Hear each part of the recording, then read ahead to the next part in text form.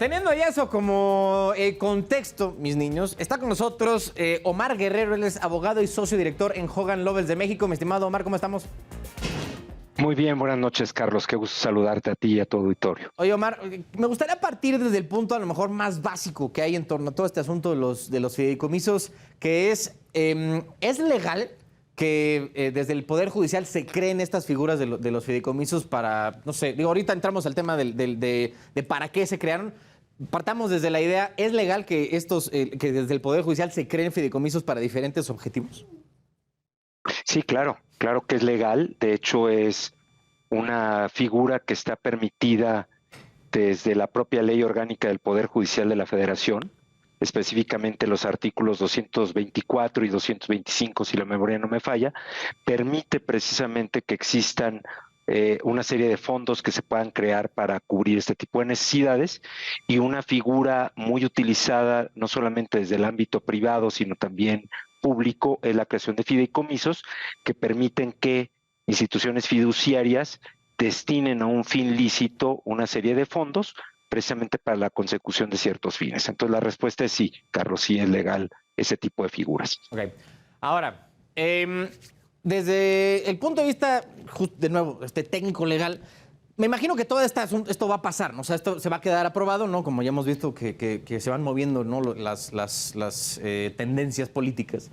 Y lo que a mí, desde un punto de vista a lo mejor ciudadano no tan empapado del asunto legal, que me imagino que pase, y ya si los trabajadores deciden pues, tratar de defenderse, ¿no? de impugnar esta reforma, siento que se va a meter en un rollo un poco delicado, porque pues ellos como trabajadores del Poder Judicial, me imagino que va a prestarse a mucha suspicacia que, por ejemplo, presenten un amparo y pues vayan como ganando, ¿no? En todas esas etapas, porque, digo, se podría chance configurar una especie de sospecha de que se logren ser juez y parte, ¿no? En una especie en un juicio. Entonces, pues sí digo, como chale, güey, o sea, es que parece que la cosa aquí está poniendo bastante canija. Pero tú, Omar, ¿cómo ves este tema?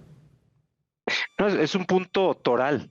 De manera excepcional, en este caso, es la Suprema Corte el legitimado y los distintos órganos de poder, juez de distrito, tribunales colegiados, para poder atender, escuchar los diversos juicios de amparo que se pudieran presentar en el caso de que los trabajadores, ya sea individual o colectivamente, quisieran así presentarlos. Uh-huh.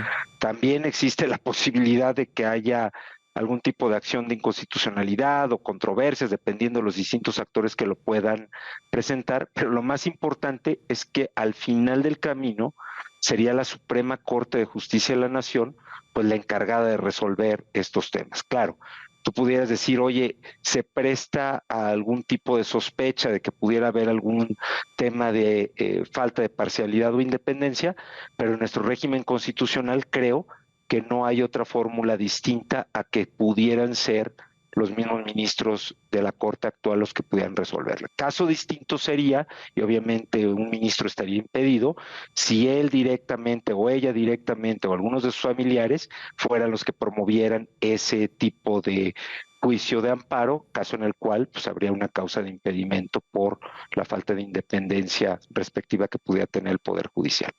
Oye, Omar, Pero ahora, perdón, dime.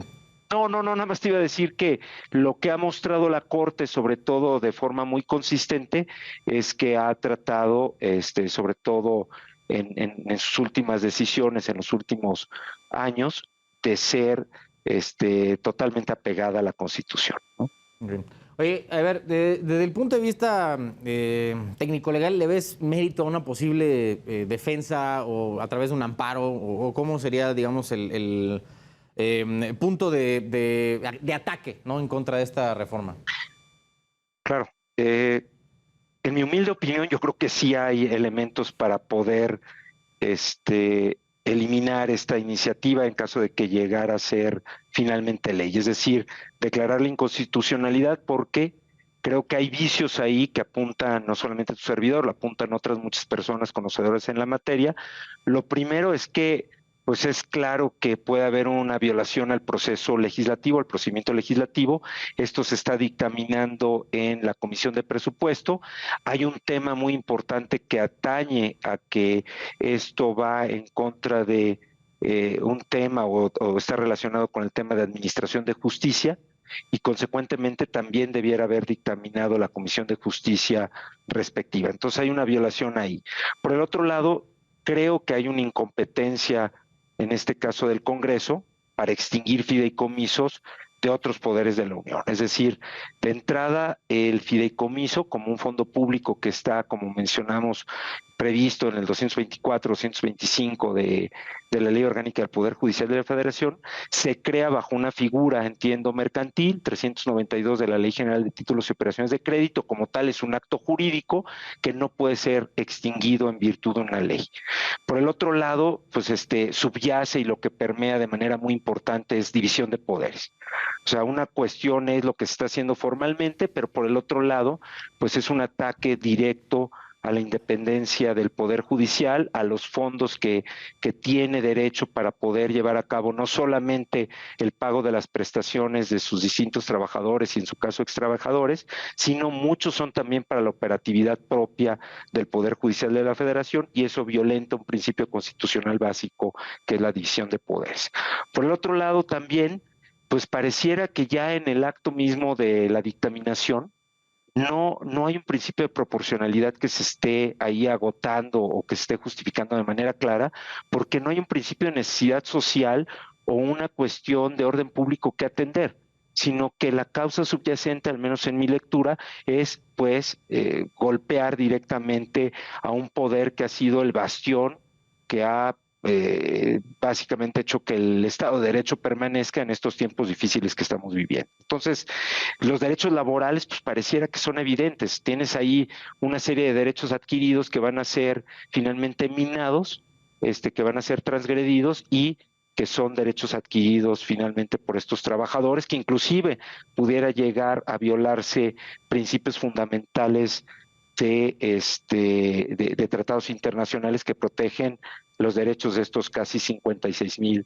trabajadores. Entonces, con todo esto, además, las opiniones de órganos o organismos internacionales como la OSD o la propia Organización de las Naciones Unidas, donde te recomiendan que al menos tengas un gasto del 2% del Producto Interno Bruto en estos temas, y nosotros en México estamos muy por debajo de ese presupuesto. Entonces, pareciera que hay elementos suficientes desde el punto de vista legal y constitucional para poder impugnar, creo yo, con éxito estas medidas. Oye, ¿y no crees que sí se llega, como decía hace rato, que se configura una especie ahí como de juez y parte? O sea, porque eso es lo que a mí en lo personal me llega a hacer más ruido, ¿no? Porque es algo como, justo creo que tú lo decías, que es algo muy particular, ¿no? De este caso, porque pues, si bien el legislativo tiene la facultad justo de cambiar las leyes que quiera, pues sí, un poco se mete, ¿no? Con esta borde, ¿no? De división de poderes